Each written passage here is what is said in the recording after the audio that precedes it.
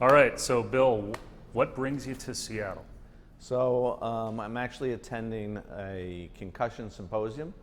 It's an annual event hosted by the Sports Neuropsychologists Association. This year it's in Seattle, so I'm happy to be out here. But it's also a chance for you to check out the new arena next door. What do you think? It's been, you know what, it's a very impressive project.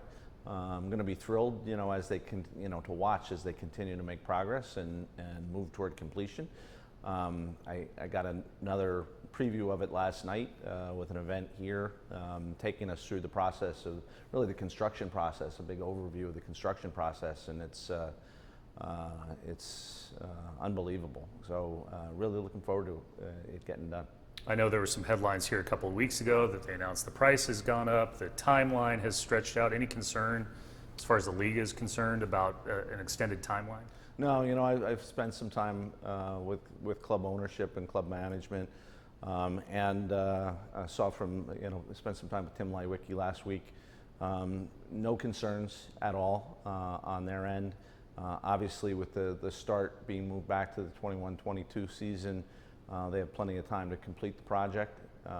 It'd be great if they could get in very, early summer, kind of work out the kinks over the course of the summer. But they'll be ready to go in 21, and we're looking forward to it.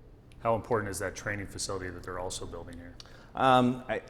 It's state of the art. It has become the new model for NHL franchises. And I think it's going to be an enormous benefit for the club. We also, Dave Tippett was here as part of the event last night. He kind of took us through the whole design of the locker room area, the player area, and what a difference that makes, for players wanting to play here and the team having the ability to be competitive. It's going to be first rate, first class, and it'll help with players right off the hop. There's been a lot of talk with this group that they want to have the building done in time for the expansion draft and for the NHL draft. Is that something that the NHL is looking at in 2021? Well, it's something we would definitely consider, and we've certainly told the club that. Obviously it's going to depend a little bit on the completion schedule. They're aware of those difficulties. We're going to have to make that decision kind of well in advance of June of 21, but certainly it's a consideration right now. So it would have to be somewhere in the month of June, would it not? Yes. So the June 1st deadline's really important for NHL Seattle. That's correct. Well, for that event. Look, if they're not going to get it that year for whatever reason, it won't be long before, obviously can't recreate an expansion draft, but to have an NHL event here, like the NHL draft, that will happen. How much say does the league have in terms of the franchise name and the colors and whatnot?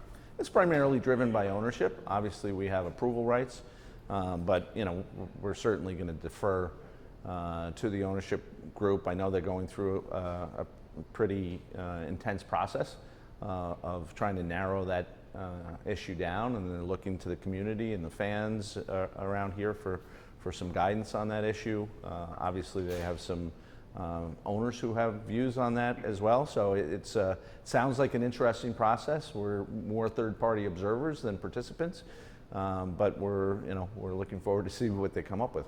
Is there anything off the table? I know that Gary Bettman has said Metropolitans, we're not so hot about that. Well, I think what Gary pointed out is, that would pose, a little bit of a conflict with some of the names we currently utilize in the league, but I don't think there's anything that's out of bounds necessarily.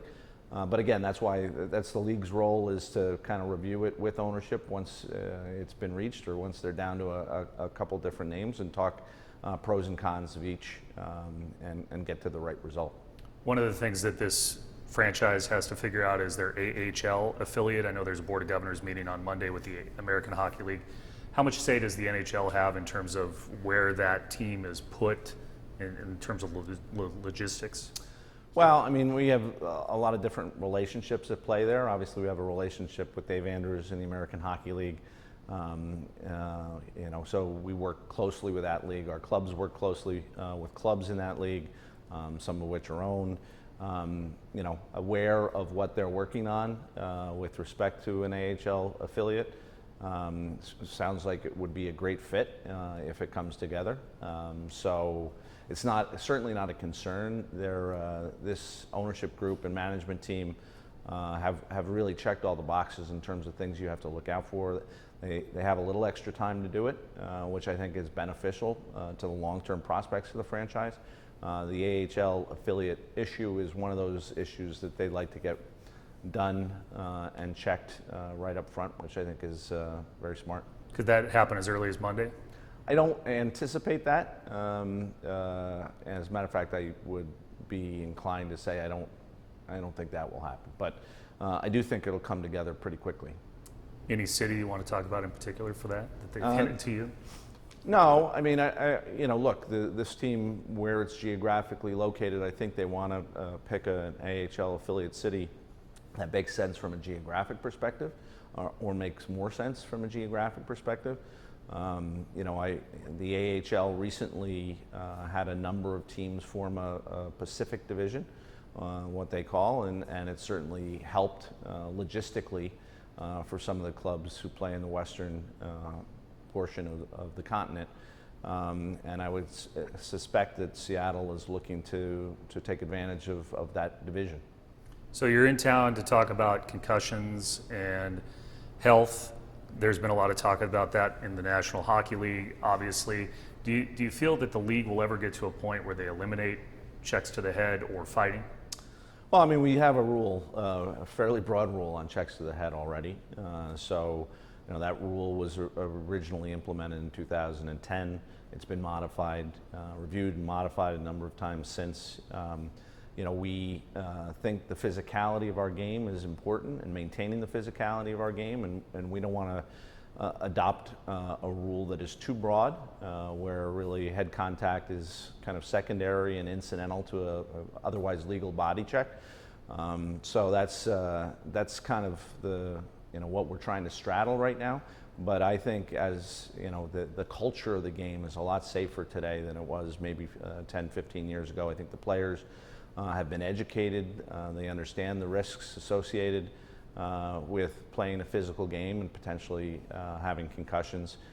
So I think if you look at our game on a nightly basis, it's a much safer game today than it was 10 years ago. So certainly from that perspective, I think credit to everybody, including the Players Association and the players, but it's something I think we've gotten our hands around. And as far as fighting and eliminating fighting from the game?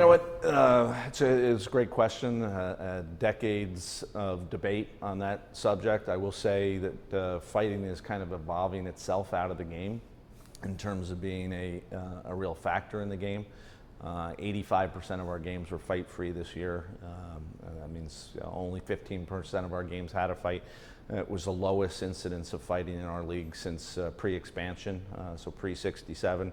You don't see staged fights anymore, which were a concern at one point for the league. So I think fighting is really evolving itself out of the game.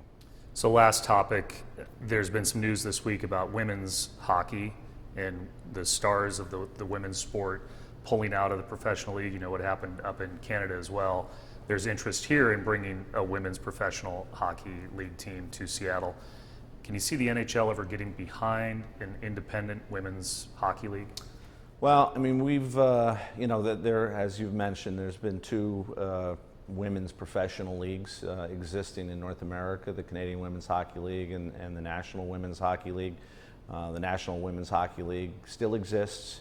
We're very supportive of the concept of professional women's hockey. We want to give elite level women hockey players an opportunity to earn a living at the professional level, or at least play professional hockey. So we're supportive of those efforts.